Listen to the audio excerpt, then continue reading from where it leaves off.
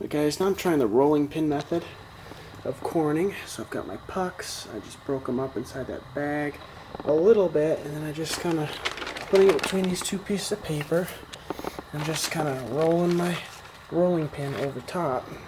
So I've got a decent grain size here, so I'm going to sieve it. You don't want to smash things over and over again. The more times you sieve it, the better results you're going to get. So that's what I'm going to do, and then we'll continue from there. Okay, so you can see the powder over here has gone through the process a few times. I just did my initial breakup of these pucks, creating still a lot of fines, and what's usable is my combination of 2F, 3F. It's still kind of small, but this is only 2 pucks. I haven't even finished corning 2 pucks. I got bad focus on here. Some better focus. There we go. That's what we did so far. We're going to keep going. It's a simple method. It doesn't require a coffee grinder, not that they're too expensive. But what I'm looking for is just a better yield, a better usable to powder yield. I don't know if we'll get it, but certainly if you're looking for thicker kernels, let me get the light over here.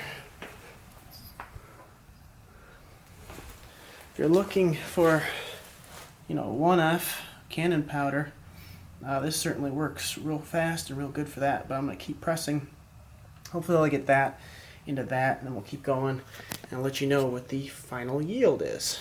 And I'll tell you this, so far, once it gets this size, it's easier to use the rolling pin, of course, as I just spray it out, give it just enough pressure where I start to feel things crunch.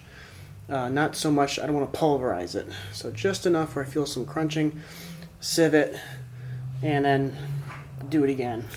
That's how I'm doing it, so we'll check back in a minute. Alright, without a tripod, attempt to give you a little action shot here. We'll see if that works. So, you can see my powder here. I'm just gonna give a little shake to flatten it out. Close her up. Start from off the powder. And I'm feeling a crunch as I go across.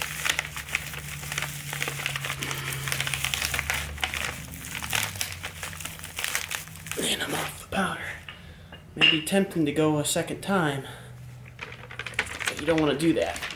So each time you go over, you're creating some of that size you want. Some of that 2F, 3F. So if you go over the second time, that 3F becomes 4F or smaller. So a lot of sifting. Each time I roll over, I sift, and then big stuff goes back and we do it again.